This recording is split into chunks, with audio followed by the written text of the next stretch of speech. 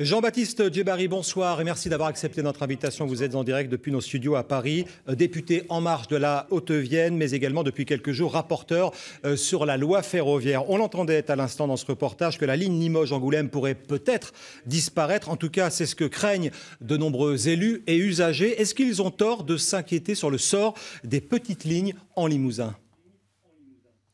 Non, vous savez, le sujet des petites lignes, personne ne remet en cause leur utilité. En revanche, l'ensemble des petites lignes et une grande partie des petites lignes limousines sont dans un état de vétusté assez avancé, avec des limitations de vitesse qui dégradent le service des passagers. Et donc, cette logique-là, cet état-là, il doit trouver aussi une forme de nouvelle pérennité avec la mise en concurrence. La mise en concurrence, ça permettra de faire notamment ce qu'a fait l'Allemagne sur son réseau régional, d'avoir un coût qui baisse pour les collectivités et pour l'usager, et d'avoir une pérennité de la desserte fine des territoires avec ces petites lignes. Est-ce qu'il vaut mieux voyager en autocar qu'en TER, dans certains cas ? Non, je crois qu'il faut avoir une analyse vraiment au cas par cas. Si vous prenez le cas d'un TER diesel au tiers rempli, vous vous apercevez que le bilan carbone, le bilan environnemental est finalement défavorable par rapport à un bus qui fonctionnerait et qui serait plein.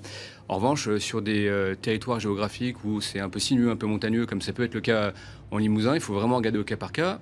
Et en l'occurrence, pour l'instant, aucune des petites lignes ne sont menacées, mais il faut accélérer la régénération du réseau de manière à ce qu'elle soit à nouveau en état de produire un service de qualité. Alors Limoges n'aura pas son TGV, ça on le sait. Le POLT doit donc être modernisé. C'est désormais la priorité des priorités ?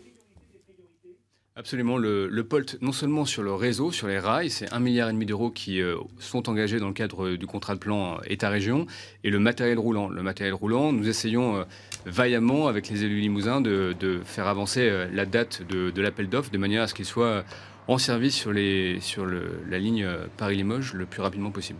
On parle beaucoup en ce moment de l'Hyperloop, un train qui serait capable de rallier Paris à Limoges en 25 minutes. Est-ce que c'est de la science-fiction, comme beaucoup le pensent, ou est-ce que c'est réalisable ? Est-ce que vous, en tout cas, vous y croyez ? Vous savez, je reviens justement d'une excursion outre-Atlantique pour aller voir l'Hyperloop, pour me faire un peu mon propre avis. Et je pense que c'est une technologie qui est assez fabuleuse, qui peut tout à fait être expérimentée en Haute-Vienne. Une première bande de 3 km sur une ligne abandonnée ferroviaire a été mise à disposition éventuellement de ceux qui voudraient tester l'Hyperloop. En revanche, le modèle économique d'une ligne entre Limoges et Paris ne me paraît pas tout à fait avéré. Et donc, ça nécessitera d'abord de faire l'urgence sur le POLT et après d'envisager des développements technologiques ultérieurs. Merci. Mais en l'occurrence, la R&D sur l'Hyperloop, moi je suis absolument favorable. L'exploitation annoncée ou hypothétique d'une ligne Hyperloop entre Limoges et Paris, c'est à l'épreuve des faits et du futur technologique. Merci beaucoup Jean-Baptiste Djebari.